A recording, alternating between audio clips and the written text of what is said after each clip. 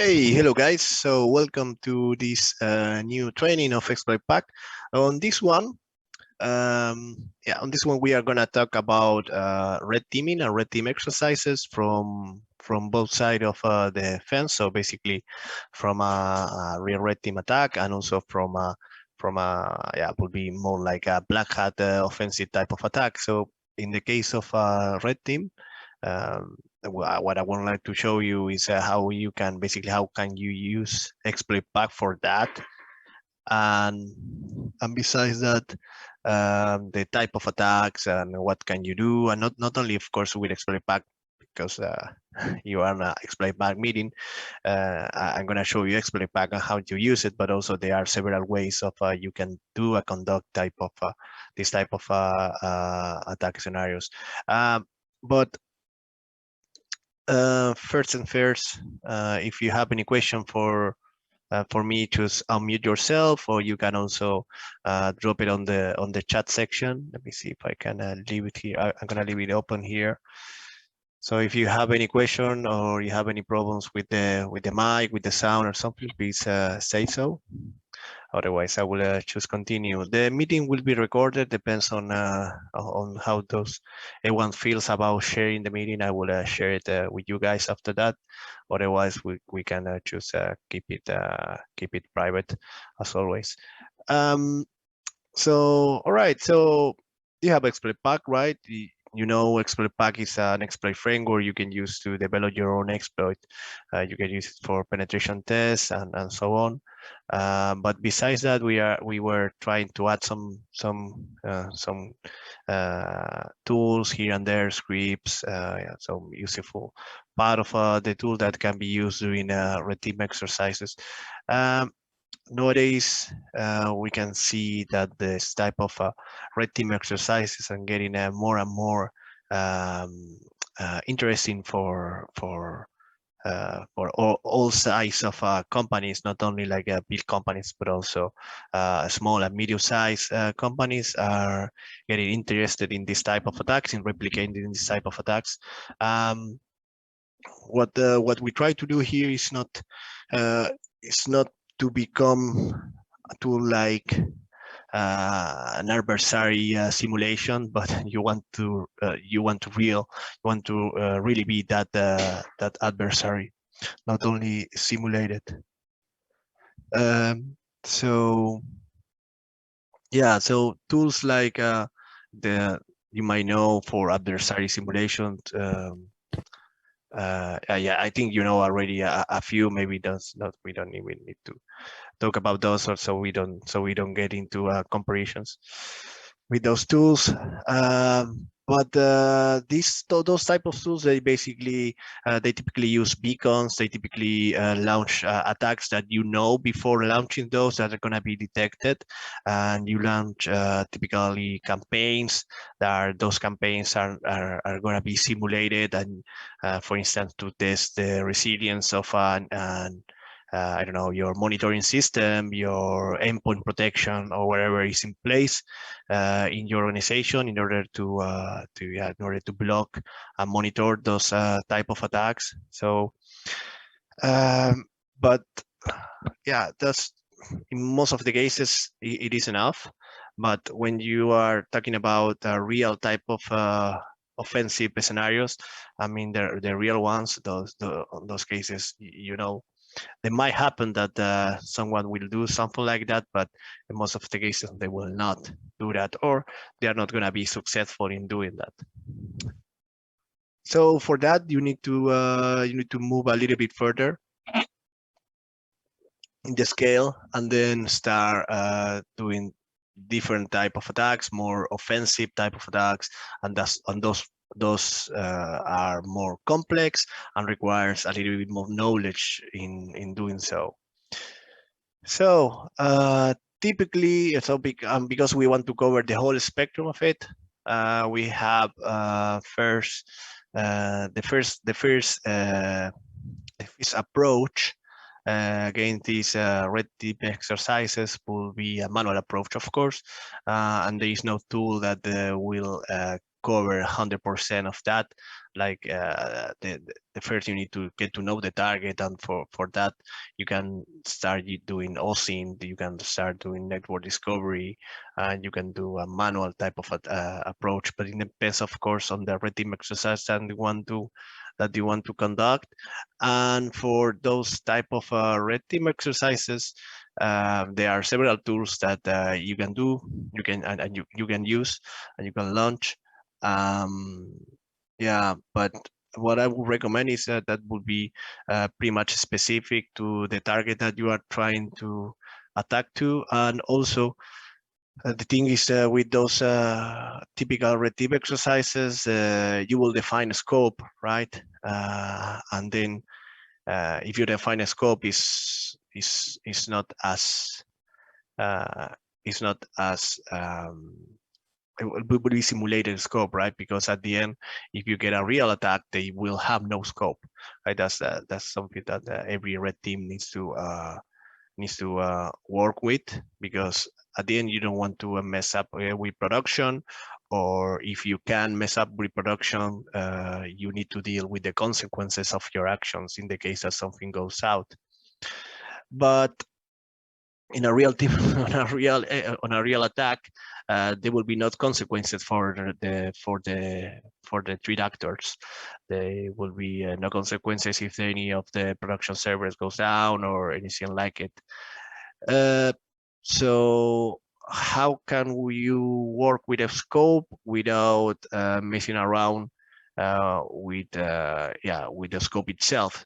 So in most of the cases, that what's happened is that they will define a known scope items, or they will define a known scope environment, or something that you don't need to touch with. And it also depends on the tool that you use, as how intelligent they will be, or in order to define a scope, in order not to go there.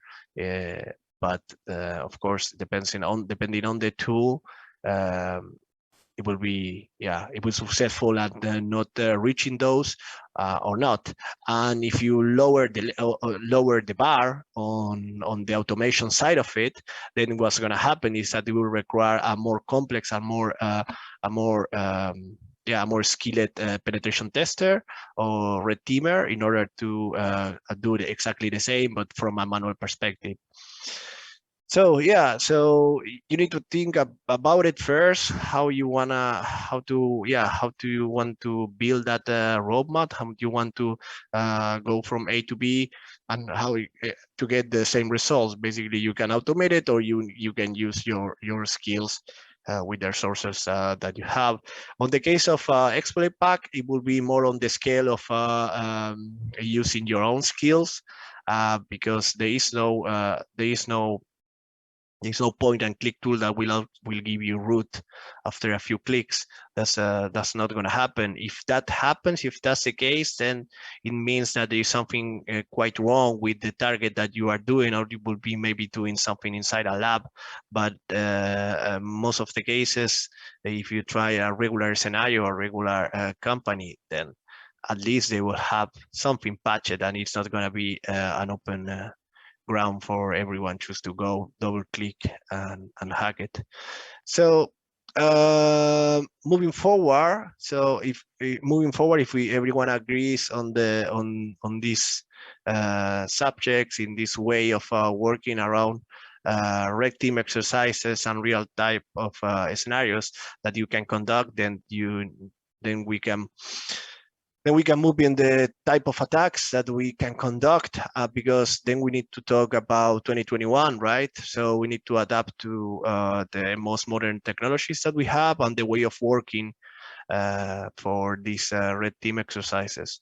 And guys, if you have any question, feel free to stop me right there, or if you want me to mention any type of tools of this some similar or doesn't sound similar or something. Sorry, that is a little bit boring, the first half of it, because cannot get practical if we need to define the baseline. So I don't know if everyone is aware of or has experience conducting red team exercises. That's what I'm doing this kind of intro into red team exercises. All right, so moving forward into that, as I mentioned, you need to yeah, you need to adapt to 2021 and the new way of working. Not only because of the pandemic that we are living right now, but not only that, but because of the way of working that we are having since 10 years ago, meaning every employee will have their own endpoint. They will have access to some of the network resources that the company will provide to them. They will have an email. They will have access to a share. Most of the cases, they will have access to a share. They will share their work among the team using any type of ticketed system, maybe email, maybe. Yeah, maybe they have something to communicate with each other inside the company. They will have maybe some sort of a CMS to publish news.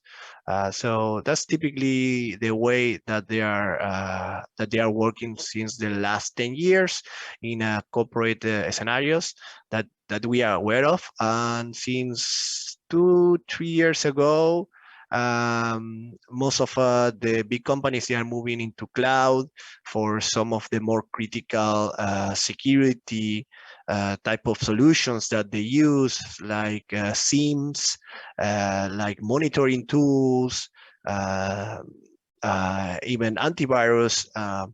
So a lot of critical stuff is moving into cloud, and that means that the reaction time for if something goes wrong, if something happens, if something is detected during your red team exercise, always having in mind that you are coming from the offensive side of it, so you are launching it, not you are not the sysadmin or the network admin on that case, but you are, or the blue team. We are always talking about the red team, so we are always talking about that you are on the offensive side of it. So meaning that something is, if something is detected, you build a script, you build a malware, you build something that you want to use to conduct that red team exercise, and then you want to exploit it. And if it is detected and this company have everything connected on the cloud, it means that not only it will be detected on that particular endpoint that you are trying to basically take control of, but it will also be detected on anything else that is part of that network. And also what typically would happen if that, for instance, if they are using some sort of EDR solution that is also connected to the cloud and is even part of the on-premise solution, and is side of it is connected to the cloud, then your new, freshly built, coded, manually customized malware that you are trying to use, it will also go into the cloud and it's gonna be detected anywhere else, not only on your on that particular endpoint. That's the case for any other tool that you didn't build, and that's what that's why some of the tools that you say, oh, this hasn't been detected, blah blah blah, and then it's this really good and it's a 0-day, and so on and so forth, type of tool, or and then you try to use it, and then for some reason it is detected. Maybe it's not, it doesn't even have it's not because of a particular technical reason of the tool itself, but something popped out, or maybe it's for behavioral detection. Like for instance, the user put that script, malware, executable, or anything that we are talking about in a folder that shouldn't be there. Then because of a particular rule that has been detected, and launch an automatic investigation or something like it, and then it goes into the cloud and it's flagged as a malware, then you cannot use that no more. So yeah, that's 2021 for you. That's how those are like the challenges of new red teams and red team exercises when we are talking about real red team exercises nowadays. So that's what we have to work with. But there's also besides that, there's also a right side. That means that every user, every endpoint is um, more or less connected for a long time during the day to the internet directly, and also it opens a bridge between that computer using typically a browser to the internet. So meaning that you know that a few vectors of attack are always there, like a browser, you know, it's always there. That's why browser exploits are quite particularly interesting in nowadays. Do you know that most of the browsers that are being used nowadays are based on Chrome? You also know that they are hardly using emails for communication. So you also know that they are still using a lot of Office solutions. Some of them are on the cloud, like Google, like Office 365. But more or less, they are still using those type of solutions for doing the real work. And yeah, and also that most of the endpoints they are still being Windows, running on Windows using Windows tools. And yeah, so that's what you know beforehand, before even starting your red team exercise. Those are the things that you can check, like check that 80% of the cases is gonna be like that. So those are quite a big target that you can use. Besides that, you know that being on 2021, people is not scared of dropping sensitive information on the browser. Still not scared to share password, emails, credentials, credit card numbers, wherever you name it. And if it sounds something similar, like something that is coming from the corporate, from the company that they are working on, then they are gonna fully 100% trusted in most of the cases. Only, of course, you will always have the black sheep, the paranoid guy, but that's not the case. That's not really the case. So that's what I'm saying. 80% of the whole population that lives on those networks, meaning the employees using their company resources, are gonna be like that. And those are some things that are quite important to know. And as I mentioned before, you know those before even starting this exercise, this test, or this yeah, this attack. Let me sip my coffee. Okay, so and based on that, then you need to pick up a tool, then you need to pick up an environment. I'm not gonna keep talking about how to deal with the bureaucracy of talking your way into the organization, and how can you get into defining scopes, non-scope items, on who do you have to communicate with.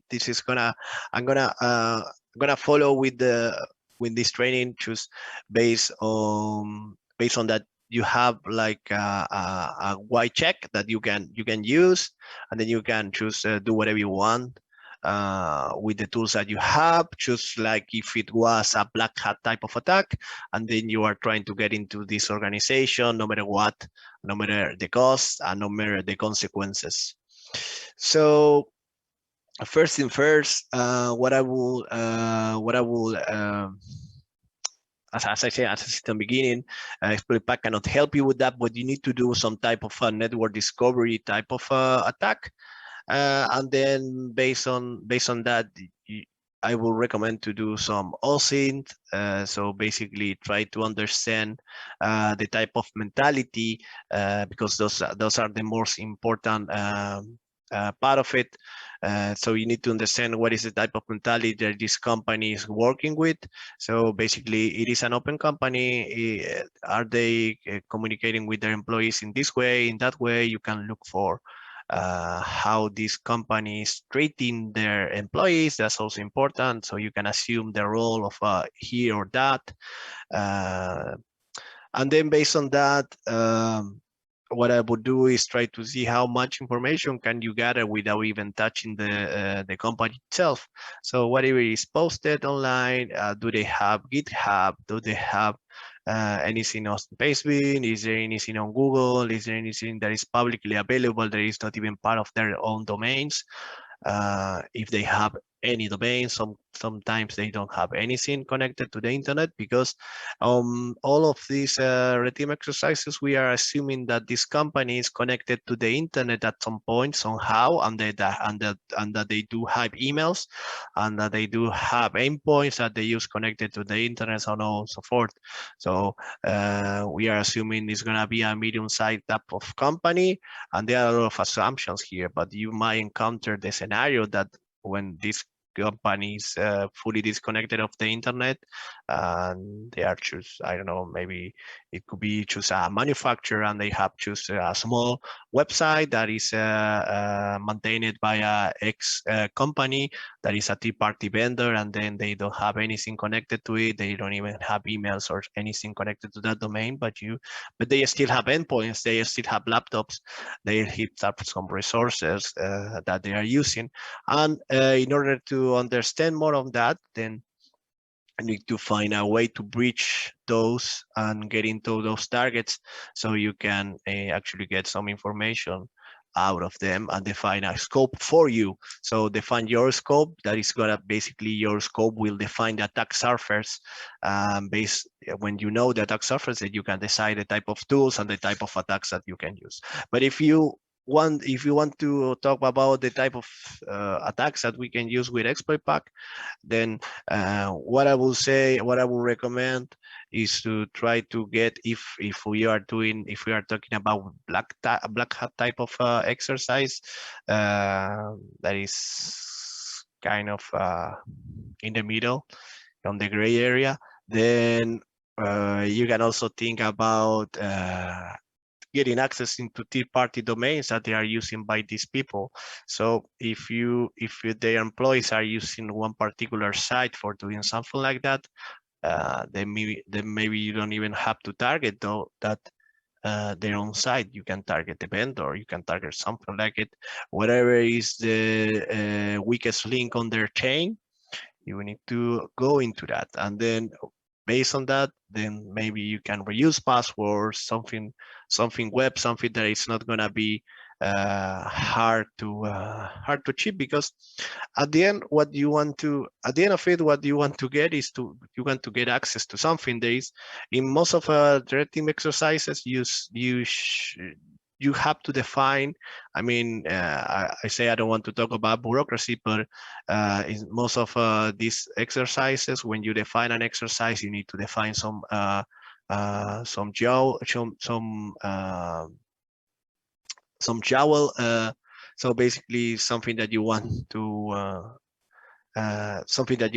target to. So basically, what is going to be the target at the end of it, after you get into the company? If you get access to, for instance, an endpoint, or you get physical access, or wherever, it doesn't matter, because after you get access, what's going to be? It's going to be, you want to get hold of their actions, the actions of the company. You want to get hold of some sensitive documents, the list of employees, their bank accounts, or what's going to be. So you need to define some crown jewels of what's going to be the target to. Are they going to ask for ransom? What are you going to do? Are you going to test their blue team? Are you going to test their reaction? But how far are you willing to go? Are you going to fake calling the police? You're going to fake turning everything down with a simulated denial of service? I mean, what are you going to do? That's something that you need to define before running the exercise. And then also based on that, you need to also define a deadline. How much time are you willing to sacrifice for this exercise? How many resources are you gonna use for this exercise? Because also you cannot go on and on forever, right? Not even a criminal actor will go for 2 years or 1 year even on a APT type of attack. I mean, depends on It depends on what they want to achieve. And if it's too difficult, they might need to start thinking out of the box and trying to do some lateral thinking, and then maybe try to understand what is the easiest way, what is the shortest path to that target. I mean, to the crown jewel that you want to get from them. All right. So tools that you can use on with ExploitPack. I mean, I assume that you already know about them, but let's go to them. So basically, you can do some browser shell. So basically, this is a way to do some discovery. Let me show you here. So basically, as it is, the browser shell, it will allow you to connect to ExploitPack browser agent. So basically, it is a JavaScript. I can show you from ExploitPack directly. Yeah. So when you launch it, it will, well, we show you the icon. In this case, it's a Chrome, but it depends on the browser. And then from here, you can take control of the JavaScript running on the browser, and also get some stuff from the desktop itself. In this case, I already connected it to another type of agent, so I was able to take a screenshot, and then I got the screenshot back from it. But from the browser, you can do whatever the browser can do. So basically, you can take control of the browser itself. But why it is important on the case of the red team exercise? It is important because it will go everything will go to the browser itself, and it will most of the cases, I mean, in 90% of the cases, it will squeeze through every EDR, antivirus, and every type of every protection rule that that just a regular company has running there. So you can feel more or less free of do whatever you want there. It's going to be an open ground for you. And then using the browser shell, you can define script actions. You can do auto-exec. On this case, it's just running a keylogger on the browser and then showing an alert message. That's why it's showing this. But if I type something here, it's also going to send it. And of course, as you can imagine, because it's a JavaScript running on here, we can open the, well, I can disable the alert, just like this. Save. And well, we'll run it a few times until it's done, because it's still trying to execute it. Oh, like that. Save current and send. Now it's not doing it anymore.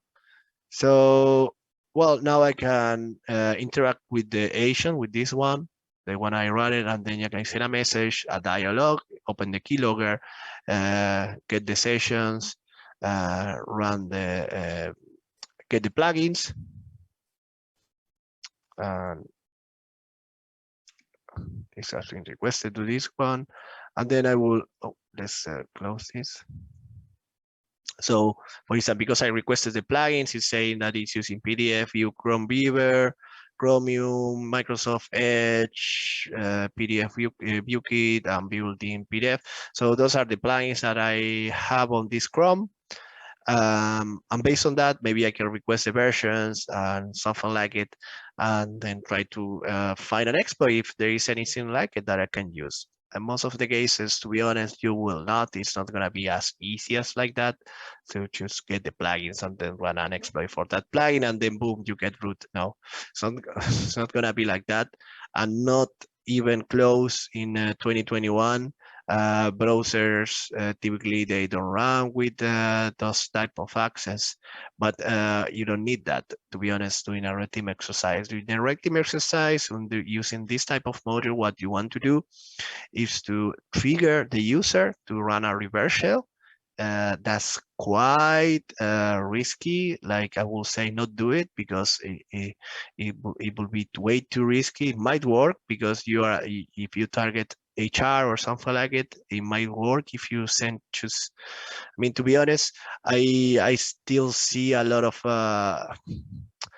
people choose opening macros and then getting hacked through a macro or something. That's why I even have to add it into exploit pack with the BBS, because the 2021 people still falling for it, and it's sad to say it, but we need to still keep doing it because I mean we need to test as like hackers do. So it is sad, but we still need to do. I'm sure most of you guys they are still getting their same request. Can you please test macros and blah blah blah? But it's like stop using macros altogether, and that's it.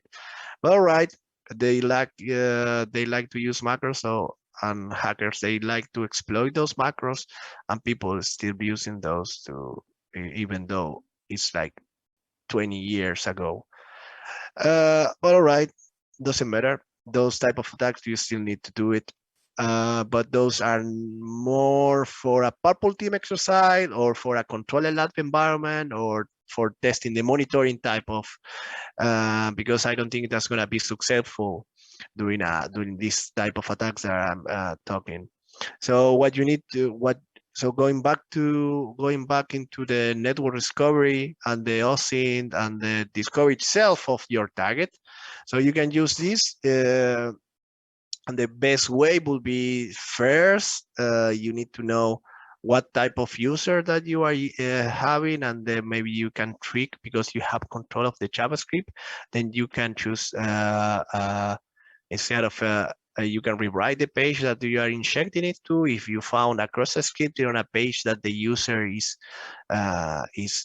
currently visiting or something like it, then you will have it here because you can auto execute some rules, and then you can choose say, okay, write this, and then you can, because this is choose JavaScript, right? What we are sending here is choose JavaScript, so again you can choose your JavaScript there.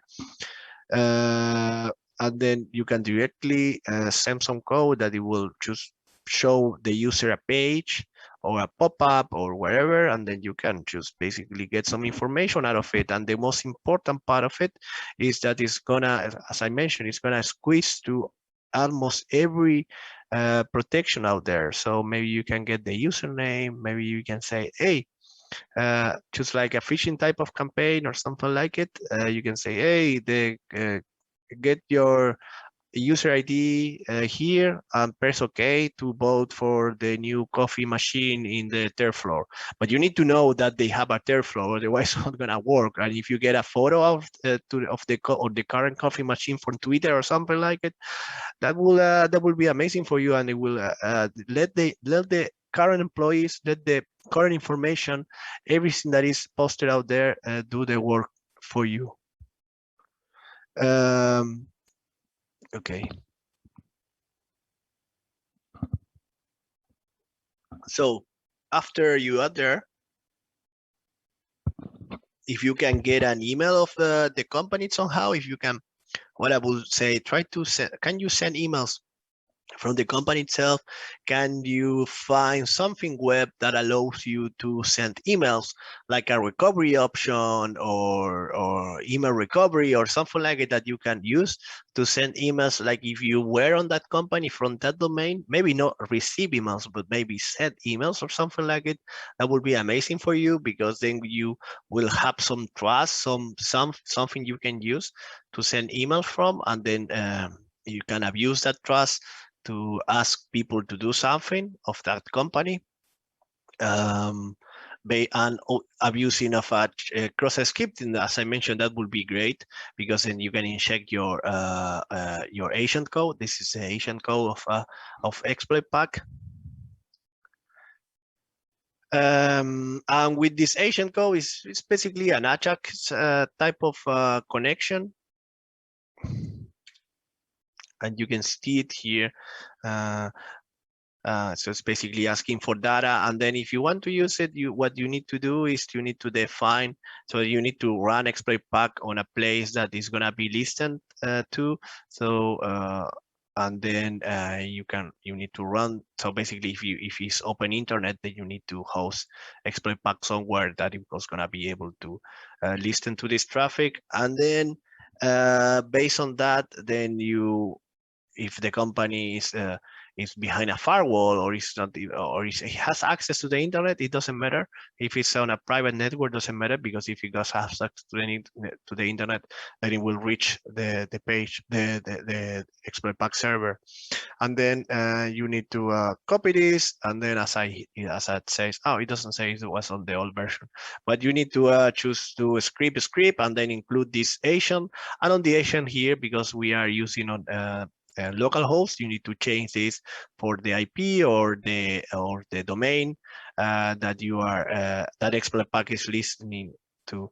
And then you will have the agent connected to exploit pack, and then you will have your agents, basically the targets, the employees on the red team exercise are gonna be connecting to here, and then you can define some execution actions to conduct your phishing campaign or whatever. There are actually some phishing campaigns that you can run with exploit pack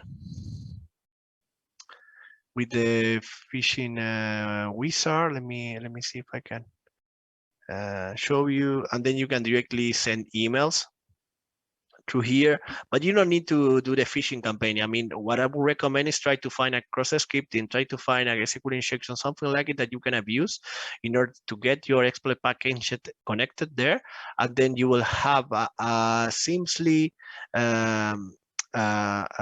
way to interact with the employees, with the targets, without being detected by the typical security solutions. That's quite important, because otherwise, you will raise quite a red flag if you start sending phishing campaigns, or if you start sending I don't know, directly reverse shells or exploits against the network. They will be. You don't want them to be on the defensive side. You don't want there to be with the weapons ready to shoot you, or scared that something bad is going to happen. You want them to be relaxed, like every day is happening, that they don't want them to be aware that you are trying to attack them, because it's going to be more difficult for you otherwise. But okay, if you want to do a red team exercises in a phishing campaign, exploit pack will allow you to do that. And then there are a few of them that you can use for the typical public sites, but then of course, you can create your own, doesn't matter. And basically it's gonna use the same thing with the same connection, with the same exploit pack JavaScript agent with the browser shell. And then it's gonna choose run the keylogger based on those. And then it's not gonna be your typical campaign, your typical PHP thing that when it send the post and stuff. No, that's easily detected. And in this case, we are using JavaScript, then treating the keyword. Where it's going to the keyword, it's kind of sent back to exploit pack. That's why it's way better, because after that you will get to log into the platform. So let me show you how it works. So for instance, if you want to do, I don't know, Gmail, and then if you log in and you click next, well, remember that we have it says new remote agent connected, because I do have one agent connected now, and the auto exec is still doing this. So save. Going back to it. Yeah. Well, I need to save it on this guy.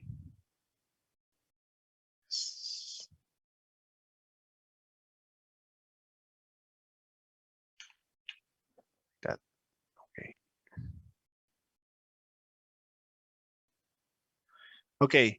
So if you type here your Gmail credentials and your Gmail password, and you click on next, you see we are not in Gmail, but this is it is important that you don't do it like this. You can put it in a frame, you can put it somewhere, but it depends on the way that you are using it, because nowadays you also have some browser restrictions. You have some policies in browser that you need to work around in order to do this type of attacks.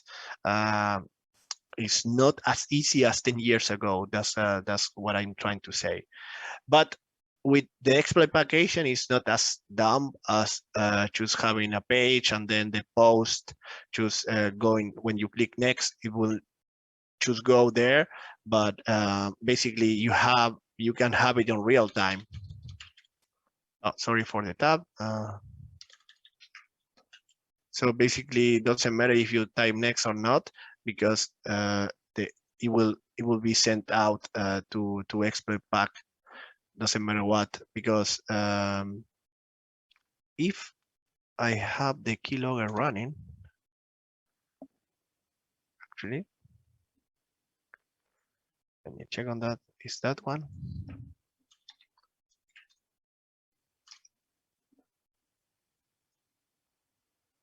Maybe I don't have it running correctly. But then you will get it. What I meant is the keylogger. The keylogger will be running here, and then when you don't need to type next. Oh yes, it was like that, and now I have this.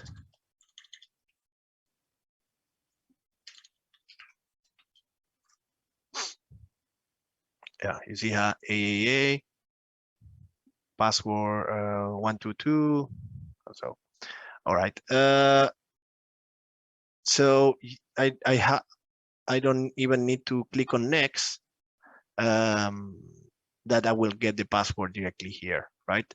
So that's the difference. And also, if I type my real Gmail and click on next, it will actually take me to Gmail, because it is the Gmail page at the end.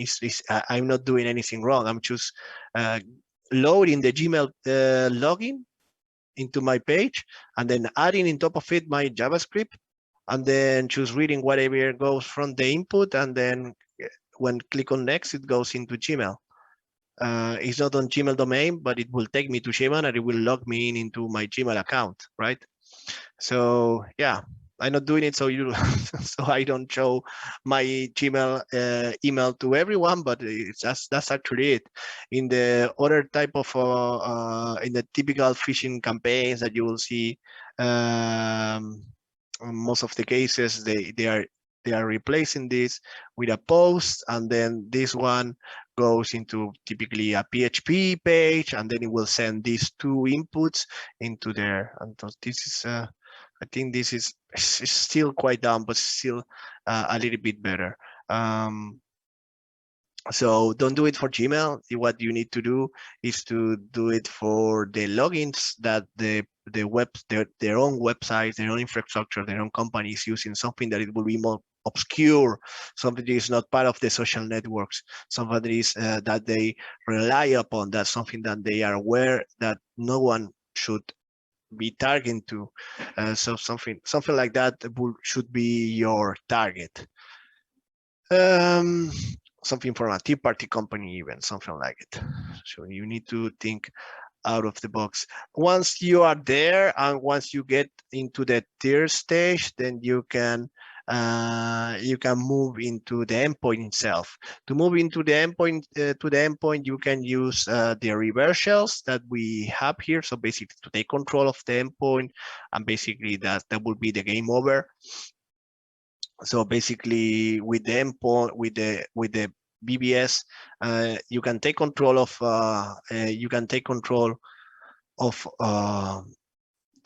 directly of the machine so basically of the user that they are logged into the computer, or you can use a reverse shell with a Python type of shell, and you can do it for Linux, Mac, or Windows. And if you want, you can even use Py2Exe, and then you can make it executable. And as of today, these two type of shells are not detected by ATP or any other antivirus or CrowdStrike or any EDR solution. but it's not guaranteed, as I mentioned, in the world that we live on, that they are going to remain like that. And it doesn't matter how good the software it is. It depends most of how many people is using it. And Exploit Pack is not an obscure product, but it's not as used as Metasploit or Cobalt Strike. So if you use Cobalt Strike, then everything is going to be detected. It doesn't matter how far and how much you want to obfuscate it, adapt it, modify it, it's going to be detected. And because they are detecting just small keywords or more words and small stuff, and it's going to be detected. And same for Metasploit, same for other type of solutions. With Exploit Pack, the good thing about it is that BBS script, it can be easily obfuscated, adapted, and modified. And typically, BBS. Why is it BBS and it's not PowerShell or something like it? Because ER solutions. They don't detect BBS in most of the cases, but they do detect 100% of PowerShell scripts. Yes, so that's why we have to go old school. And if you want, you can even go more old school and go to batch files. And then it's like, hey, dude, but the batch files are from, I know, 40 years ago. Well, but they are not detected by EDR solutions. They don't care about it. So whatever typically you do on batch, .bat files, like the all really old BBS from the bulletin boards type of malware. Yeah, well, 2021, welcome to DR Solutions. They don't care about those now. Next year, don't invest your life into writing the most advanced BBS or batch script, because next year they will just say, okay, we are also gonna build a parser or intercept that, and then they're gonna choose. That's not gonna happen. So PowerShell, everyone was doing it. Everyone was using PowerShell because it's an amazing way to get access to resources of .NET, of directly of the internals of the operating system that are totally open through PowerShell. And that's why PowerShell is quite a big target for EDRs type of solution and most of the antivirus. So yeah, so if you try to use PowerShell, most of the cases you're gonna be detected and it's gonna be flagged directly. So yeah. Sadly, we need to go back to BBS and BAT files, and also to custom code. It's not going to be detected, but it needs to actually be quite custom. Or you need to try to bypass. Yeah. So if we want to talk about EDR solutions, we can talk for an extra hour, but there are a lot of things you can do nowadays for bypassing EDR solutions. But yes, well, actually have something that is a type of ransomware that lives on a DLL that is currently not detected by any EDR solution, but okay, that's out of the scope of this talk. But there are some ways doing advanced stuff that you need to go back into the prehistoric era of computers to not be detected. But it can change tomorrow, it can change next month, so we need to adapt. So it could be that next year, if you look at this, the recording of this video, next year you say, oh, this guy is talking gibberish, everything that he says being currently detected, and we move into technology C and B, and then nothing what he said is working anymore. Yeah, and so I'm sorry, but that's the case of how it works now. All right, so going back to the shells, you need to decide if you still going strong with Exploit Pack and you want to use a reverse shell or a BBS shell with Exploit Pack, that's gonna work. It's gonna should bypass currently or EDR solutions and should it be detected. And if something is detected, you can choose try to detect what is the line that is being detected and then choose modified it.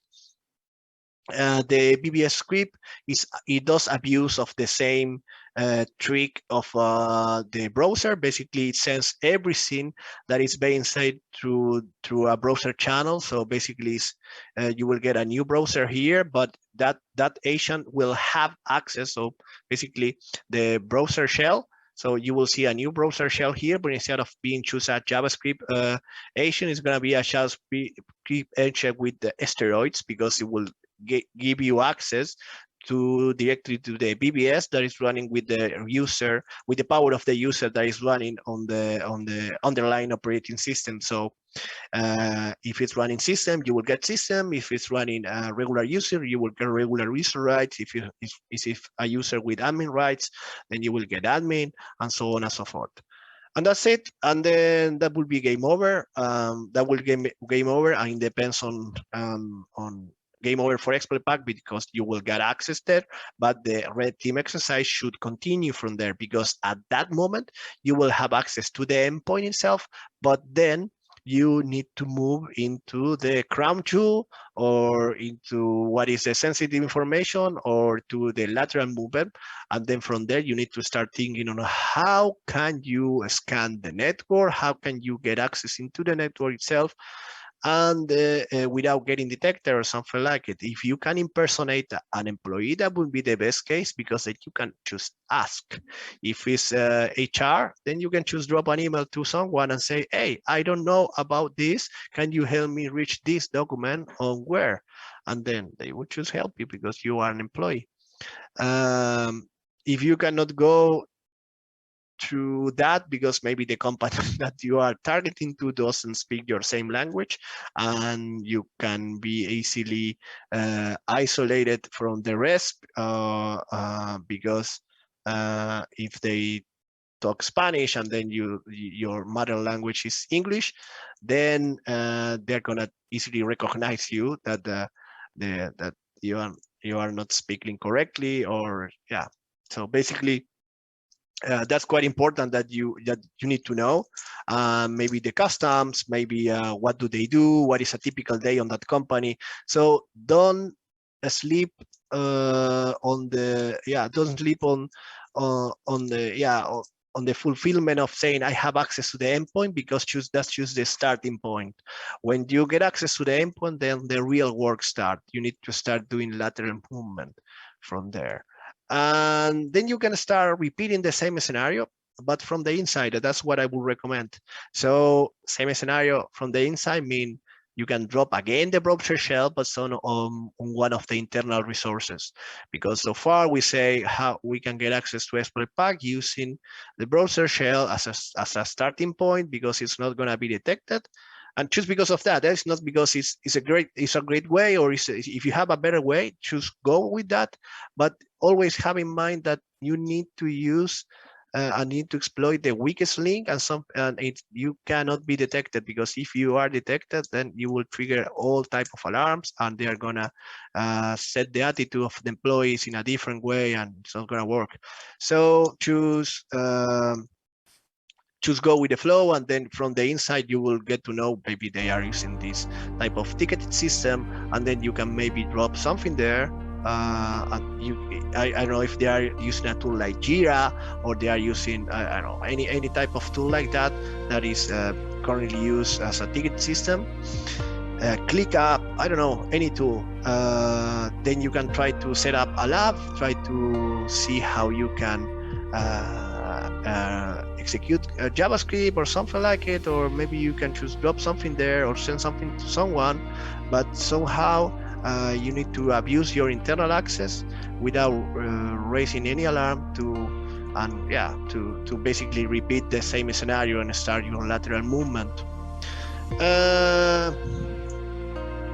The worst thing you can do is to get access to an endpoint, start running a network scan there, like running the typical way would be just run Nmap against anything, and then or run Nessus, and then from that endpoint, and then you will try. That's the worst, because yes, you can get an exploit, or you can get access to something or somewhere. That's the worst. That's gonna be detected so easily, and if it's not detected, it means that the company wasn't ready for a red team exercise anyway. So that's there is you need no proof, because if if if you were able to hack them doing that, then it means that the company wasn't ready yet for a red team exercise, or that they are doing something black hat, and that's the easiest way. But all right, it shouldn't be like that. So what you can do is to abuse abuse the trust among the company, get to know how do they share stuff. Maybe you are trying to get access to a server with an exploit, and then going really complex, writing your own 0-day for this particular custom server that is only used on that company because it's a built-in house, and then you manage to find I don't know, an SQL injection or a buffer overflow or a heap overflow, whatever, memory corruption out there, and then you try to exploit it. You spend 3 months, and then you find out that all these passwords for the administration panel of this server is on the wiki, and then it's don't go there. So you need to first try to find the weakest path to success. And in most of the cases, it's just asking people, exploiting the way they work, and exploiting how do they interact between each other. Because what we are trying to exploit here is the company itself, and not the technologies that the company use. Always do everything on labs, and yeah, and you will be fine. All right, guys. I think I showed you enough. I bothered you guys for an hour so far. I hope you enjoying this training. If you have any questions regarding the red team exercises and how to use exploit path for that, there is much more you can do with exploit path, but it will be depending on the type of red team exercise that you want to fulfill. And of course, feel free to reach us out if you have any question for that, or you are thinking on a scenario and you want to know if exploit pack will help you with that. We might be able to guide you through, or if not, we might be able to suggest tools that you can use, maybe open source, or maybe tools that commercial tools. We are not building exploit packages to be the most amazing tool that you can use and the only tool so far that you need in the future. Now, exploit pack is going to fulfill a few of your needs. It's going to be a great tool for some stuff, but it's not going to be the only tool that you need.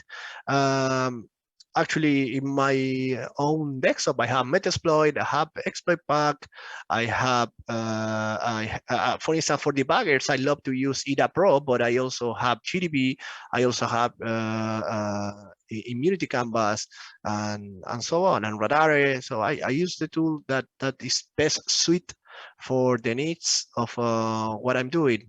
Of course, I prefer to use exploit packs most of the time because I can adapt it, I can modify it, and it works well, and it is quite food in most of the cases. Just like when I doing some reversing, I like to use IDA Pro because I prefer to use that tool because it's an all-around better tool for the stuff that I do.